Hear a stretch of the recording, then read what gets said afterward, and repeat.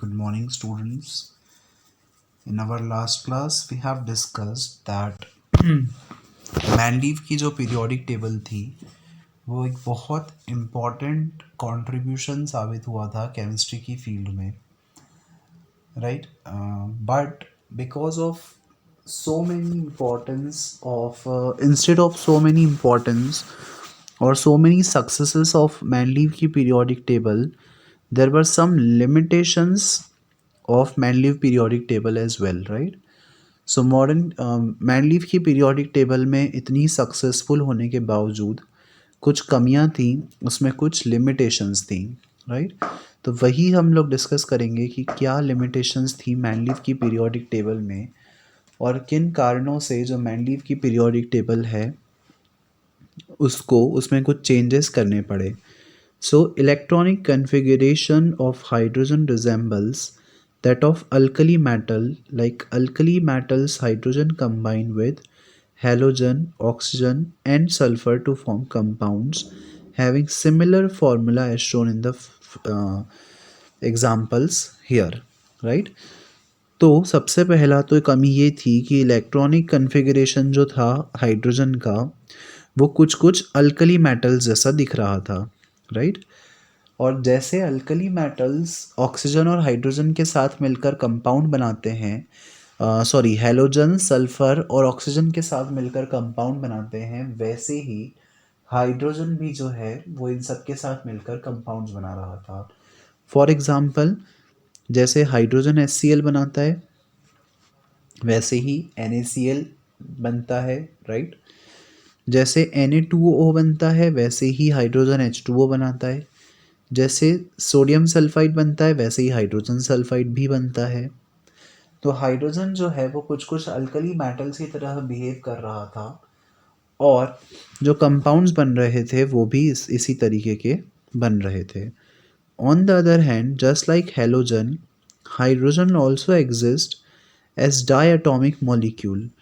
और दूसरे हेलोजन्स की तरह हाइड्रोजन भी डायटोमिक मॉलिक्यूल की तरह अवेलेबल है. जैसे कि क्लोरीन जो है इस तरीके से दिखता है, मिलता है, फ्लोरीन F2, ऑक्सीजन O2, वैसे ही हाइड्रोजन भी जो है वो H2 डायटोमिक मॉलिक्यूल के फॉर्म में एग्जिस्ट करता है.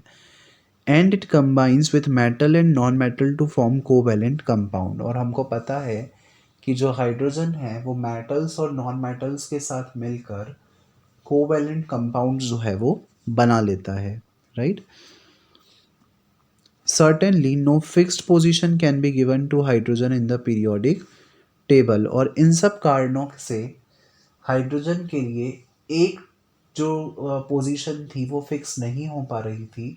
मतलब ये समझ नहीं पा रहे थे कि हाइड्रोजन को किस पोजीशन पे रखना चाहिए, राइट?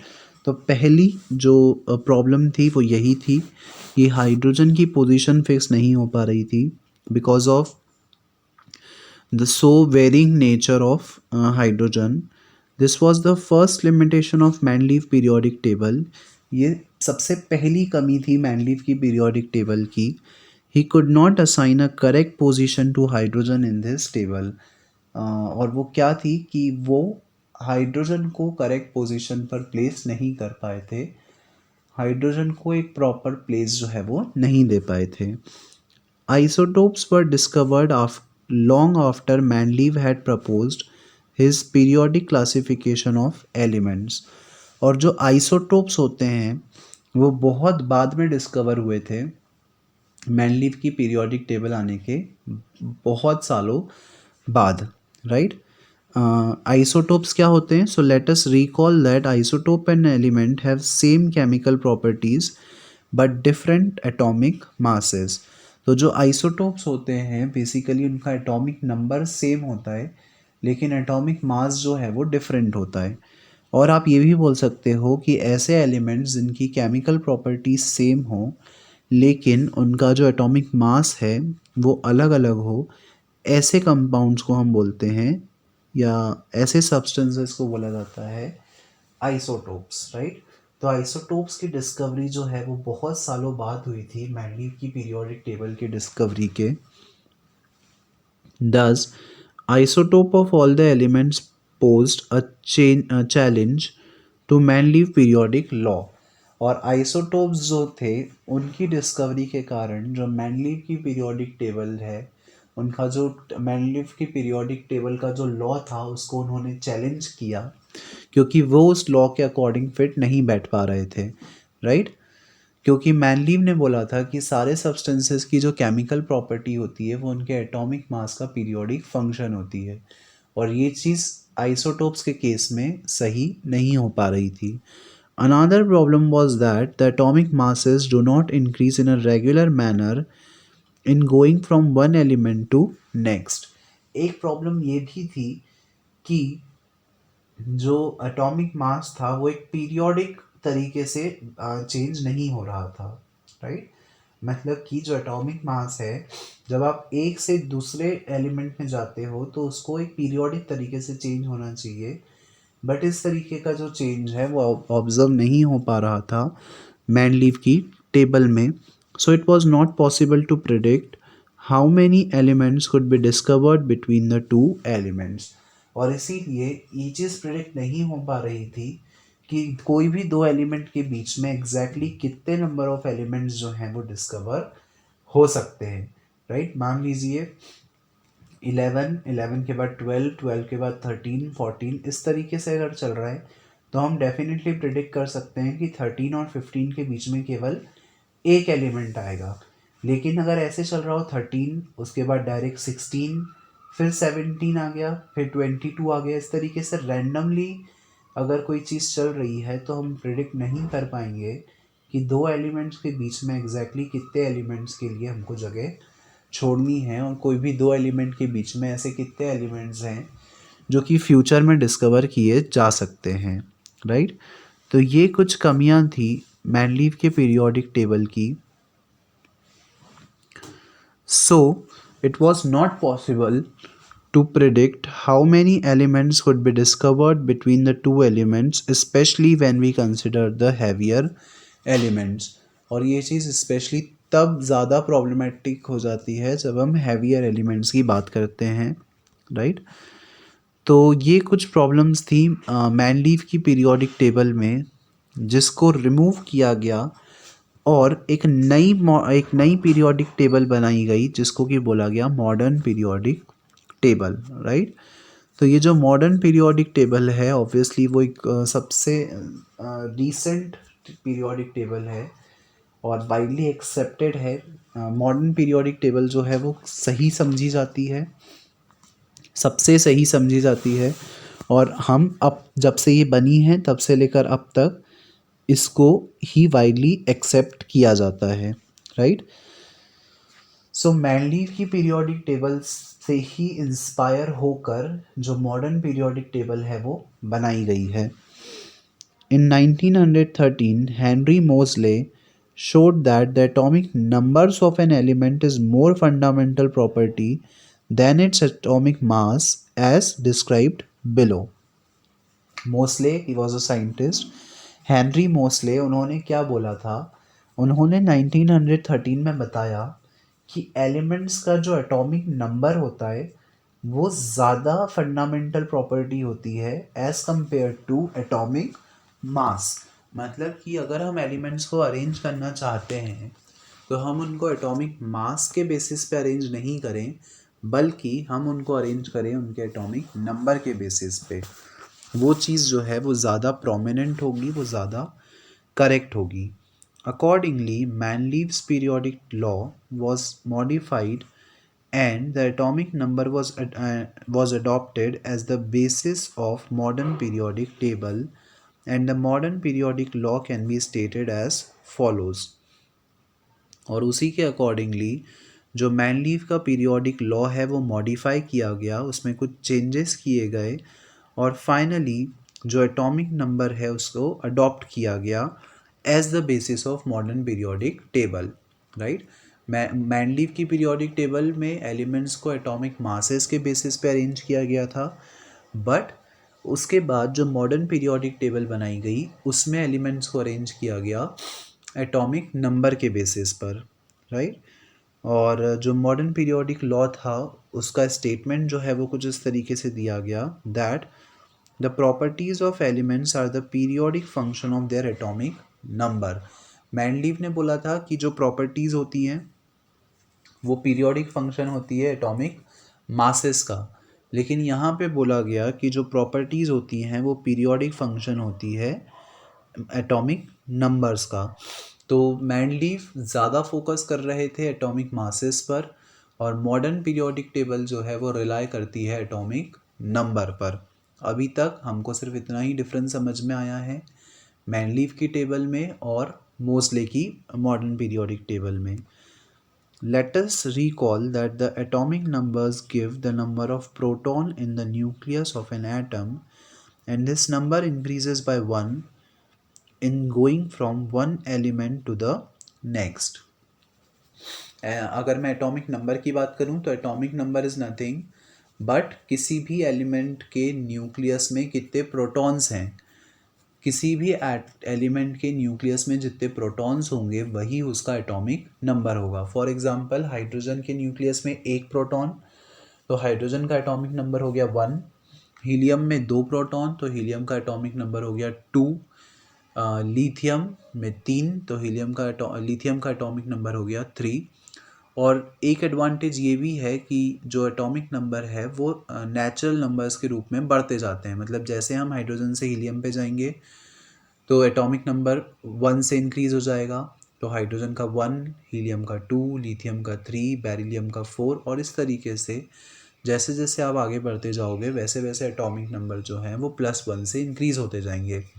एटॉमिक मास जो हैं वो एक रेगुलर तरीके से इंक्रीज़ नहीं हो रहे थे, लेकिन एटॉमिक नंबर्स जो हैं वो रेगुलर तरीके से इंक्रीज़ हो रहे हैं, राइट। तो ये भी एक एडवांटेज है एटॉमिक नंबर्स के बेसिस पे एलिमेंट्स को अरेंज करने का, कि यहाँ पे जो एलिमेंट्स हैं वो एक पीरियोडिक तरीके से आगे बढ़ रहे हैं। Elements when arranged in order of increasing atomic number z led us to the classification known as modern periodic table.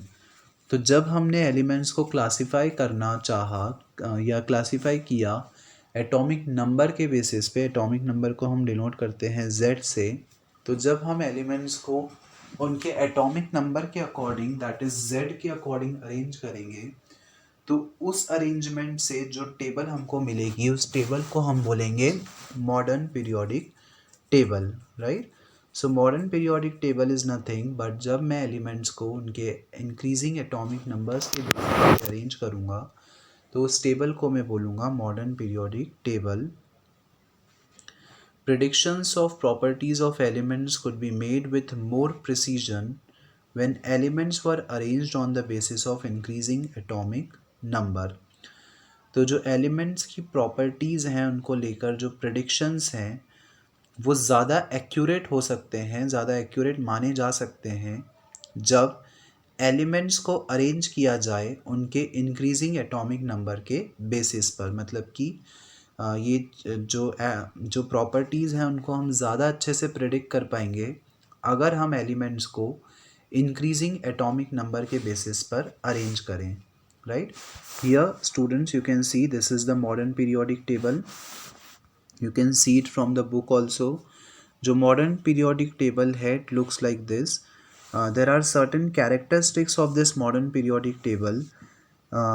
Modern periodic table में अलग अलग कलर्स की हेल्प से ये बताया गया, जहाँ पे ग्रीन कलर यूज़ हो रहा है वो सारे जो हैं वो मेटल्स हैं, आप देख सकते हैं। जहाँ पे ग्रीन कलर हैं वो सब जो है वो मेटल्स हैं। ये जो पिंक कलर के हैं वो सारे मेटलॉइड्स हैं। हियर यू कैन सी जो पिंक कलर से डिनोट हो रहे हैं वो सारे मेटलॉइड्स, और जितने भी येलो कलर से डिनोट हो रहे हैं वो सारे नॉन मेटल्स हैं, राइट। तो मॉडर्न पीरियोडिक टेबल की हेल्प से हम समझ सकते हैं इसमें भी वही पैटर्न फॉलो किया गया। जो हॉरिजॉन्टल कॉलम्स थे उनको नाम दिया गया ग्रुप्स, और जो वर्टिकल कॉलम्स थे उनको नाम दिया गया ग्रुप्स, और जो हॉरिजॉन्टल रोज थी उनको नाम दिया गया पीरियड्स। एक क्वेश्चन बहुत इंपॉर्टेंट बनता है कि मॉडर्न पीरियोडिक टेबल में टोटल कितने रोज और कितने कॉलम्स हैं, या कितने पीरियड्स और कितने ग्रुप्स हैं। तो अगर मैं बात करूं पीरियड्स की तो जनरली 7 पीरियड्स हैं, और इसके अलावा दो पीरियड्स और हैं, दैट इज़ लेंथेनाइड और actinide series, right. Lanthanides actinides क्या होते हैं वो हम आगे पढ़ेंगे। इन टोटल 7 पीरियड, और लेंथेनाइड और एक्टिनाइड को अगर मिला दिया जाए तो टोटल 9 पीरियड्स। और अगर मैं ग्रुप्स की बात करूं तो टोटल नंबर ऑफ ग्रुप्स जो हैं वो हैं 18, राइट। तो टोटल 18 ग्रुप्स हैं और 7 पीरियड्स हैं, एक्सक्लूडिंग लेंथेनाइड एंड एंथेनाइड एक्टिनाइड, और लेंथेनाइड एक्टिनाइड को इंक्लूड करके टोटल 9 पीरियड्स हो जाएंगे, राइट। इसके अलावा आप देख सकते हो यहाँ पे बोल्ड लाइन से एक लाइन ड्रॉ की गई है, एक जिगजैग लाइन ड्रॉ की गई है बोल्ड तरीके से। तो ये जो लाइन है वो मुझे क्या बता रही है, ये जिगजैग मुझे बता रहा है कि इस जिगजैग के लेफ्ट हैंड साइड जितने भी हैं वो सब मेटल्स हैं, और इसके राइट हैंड साइड जितने भी हैं वो सारे नॉन मेटल्स हैं। तो ये जो जिगजैग लाइन है वो सेपरेट कर रही है मेटल्स को नॉन मेटल्स से। आप देख सकते हो यहाँ पे टोटल 118 एलिमेंट्स जो हैं वो डिस्कवर हो चुके हैं, और इन सब को हमने एक प्रॉपर पोजीशन पे प्लेस कर दिया है with the help of modern periodic table. तो जो मॉडर्न पीरियोडिक टेबल है वो बहुत सबसे ज़्यादा इम्पॉर्टेंट मानी जाती है और सबसे ज़्यादा एक्यूरेट मानी जाती है, right. As we can see, the modern periodic table take care of 3 limitations of Manlife's periodic table. तो मैनलीव की पीरियोडिक टेबल में जो कमियां थी उन कमियों को दूर किया गया मॉडर्न पीरियोडिक टेबल की हेल्प से, राइट। तो जो मॉडर्न पीरियोडिक टेबल है वो मैनलीव की पीरियोडिक टेबल की जो कमियां थी उन कमियों को रिमूव करती है, उन कमियों को दूर करती है। The anomalous position of hydrogen can be discussed after we see what are the bases on which the position of an element in the modern periodic table depends. जो एनामोलस पोजीशन थी हाइड्रोजन की, जो मैनलीव की periodic table थी, वो सही तरीके से हाइड्रोजन को प्लेस नहीं कर पा रही थी, बट मॉडर्न पीरियोडिक टेबल के बेसिस पे हाइड्रोजन की पोजीशन को एक्सप्लेन किया जा सकता है, क्योंकि हाइड्रोजन का एटॉमिक नंबर जो है वो 1 है, और मॉडर्न पीरियोडिक टेबल में एलिमेंट्स को उनके एटॉमिक नंबर के बेसिस पे पोजीशन किया गया था, इसीलिए जो हाइड्रोजन है उसको सबसे पहली पोजीशन पे रखा गया। और हम लोग समझेंगे कि किस तरीके से हाइड्रोजन को एक करेक्ट पोजीशन जो है वो दी गई मॉडर्न पीरियोडिक टेबल में, राइट। तो that the thing also we will discuss here. So अभी तक हम लोगों ने देखा कि मैनलीव की जो पीरियोडिक टेबल थी उसमें कुछ कमियां थी, और उन ड्रॉबैक्स को, उन कमियों को दूर करने के लिए जो मॉडर्न पीरियोडिक टेबल है वो बनाई गई, और जो मॉडर्न पीरियोडिक टेबल है that was given by Moseley, right, जिसमें एलिमेंट्स को उनके इंक्रीजिंग एटॉमिक नंबर्स के अकॉर्डिंग अरेंज किया गया, rather than arranging them on the basis of the increasing atomic masses, right. So position of elements in the modern periodic table, अब हम लोग discuss करते हैं कि किस तरीके से एलिमेंट्स को अरेंज किया गया मॉडर्न पीरियोडिक टेबल में। तो जो मॉडर्न पीरियोडिक टेबल है it has 18 vertical columns called groups. Modern periodic table में 18 वर्टिकल कॉलम्स बनाए गए और उनको नाम दिया गया ग्रुप्स। ये एक इम्पॉर्टेंट क्वेश्चन बनता है कि मैनलीव की पीरियोडिक टेबल में कितने ग्रुप्स और कितने पीरियड्स थे, एज वेल एज मोस्ले की पीरियोडिक टेबल में या मॉडर्न पीरियोडिक टेबल में। इसको दोनों तरीके से पूछ सकते हैं। आइदर वो पूछ सकते हैं कि मोस्ले की पीरियोडिक टेबल में कितने ग्रुप और कितने पीरियड्स थे, या ये भी पूछ सकते हैं कि मॉडर्न पीरियोडिक टेबल में कितने ग्रुप्स और कितने पीरियड्स हैं। दोनों का आंसर सेम ही होगा, क्योंकि मॉडर्न पीरियोडिक टेबल मोस्ले ने ही दी है, तो हम उसको मोस्ले की पीरियोडिक टेबल भी बोल सकते हैं या मॉडर्न पीरियोडिक टेबल भी बोल सकते हैं। तो जो मॉडर्न पीरियोडिक टेबल है उसमें 18 वर्टिकल कॉलम्स जिनको ग्रुप्स बोला गया, और 7 हॉरिजॉन्टल रोज थी जिनको कि पीरियड्स बोला गया, right. Let us see what decides the placing of an element in a certain group and period. अब हम ये देखते हैं कि किस तरीके से किसी भी ग्रुप और पीरियड में एलिमेंट्स को प्लेस किया गया, किस बेसिस पे उनको प्लेस किया गया, right. So you will find that all these elements contain the same number of valence electrons. तो अगर आप इनको ऑब्जर्व करें तो आप एक चीज़ देखेंगे कि जितने भी एलिमेंट्स हैं उनमें जो नंबर ऑफ वैलेंस इलेक्ट्रॉन्स हैं वो सेम है, राइट. हालांकि यहाँ पे एक एक्टिविटी दी हुई है. Let us first read this activity. Look at the group 1 of the modern periodic table and name the elements present in it. अगर मैं ग्रुप 1 को देखूं तो ग्रुप 1 में जितने भी एलिमेंट्स हैं, मतलब कि I am talking about this line, right. इस लाइन में जितने भी एलिमेंट्स हैं उनमें मेरे को क्या एक चीज़ कॉमन दिख रही है. Write down the electronic configuration of the first 3 elements of group 1. अगर मैं ग्रुप 1 के पहले 3 एलिमेंट्स का इलेक्ट्रॉनिक कन्फिगरेशन लिखूं तो उससे मुझे क्या चीज़ समझ में आएगी. तो वो चीज़ समझते हैं यहाँ पे. What similarities do you find in their electronic configuration. उनके इलेक्ट्रॉनिक कन्फिगरेशन में क्या सिमिलैरिटीज़ हमको दिखी. How many valence electrons are present in these 3 एलिमेंट्स. और इन 3 एलिमेंट्स में कितने वैलेंस इलेक्ट्रॉन्स जो हैं वो प्रेजेंट हैं. वैलेंस इलेक्ट्रॉन्स का मतलब होता है आउटर मोस्ट ऑर्बिट में जो नंबर ऑफ इलेक्ट्रॉन्स होते हैं उनको बोला जाता है वैलेंस इलेक्ट्रॉन्स, राइट. ये चीज़ हम आप लोग ऑलरेडी अर्लियर चैप्टर्स में पढ़ चुके हैं. सो जब हम इस एक्टिविटी को परफॉर्म करेंगे तो हम क्या ऑब्जर्व करेंगे. You will find that all these elements contain the same number of valence electrons. तो जब मैं ग्रुप 1 के स्टार्टिंग के 3 एलिमेंट्स की बात करूँगा तो उन सब में जो नंबर ऑफ वैलेंस इलेक्ट्रॉन्स होंगे वो सेम होंगे. Similarly you will find that the elements present in any one group have the same number of valence electrons.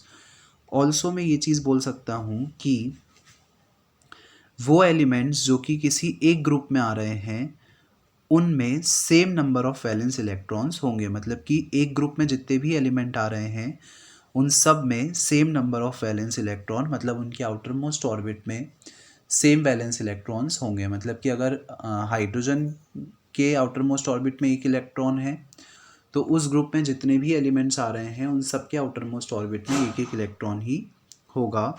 For example element fluorine and chlorine belong to group 17. जो fluorine और chlorine हैं वो 17th group को belong करते हैं. How many electrons do fluorine and chlorine have in their outermost shell. तो कितने electrons होते हैं फ्लोरीन और क्लोरीन के आउटर मोस्ट ऑर्बिट में. Hence we can say that the groups in the periodic table signify an identical outermost electronic outer shell electronic configuration. और fluorine और chlorine का अगर आप इलेक्ट्रॉनिक कन्फिगरेशन देखें तो क्लोरीन का जो इलेक्ट्रॉनिक कन्फिगरेशन हो जाएगा वो हो जाएगा 2,8,7 क्योंकि उसका एटॉमिक नंबर 17 होता है. और फ्लोरीन की अगर मैं बात करूं तो फ्लोरीन के भी आउटर मोस्ट ऑर्बिट में 7 इलेक्ट्रॉन्स जो हैं वो आएंगे, राइट.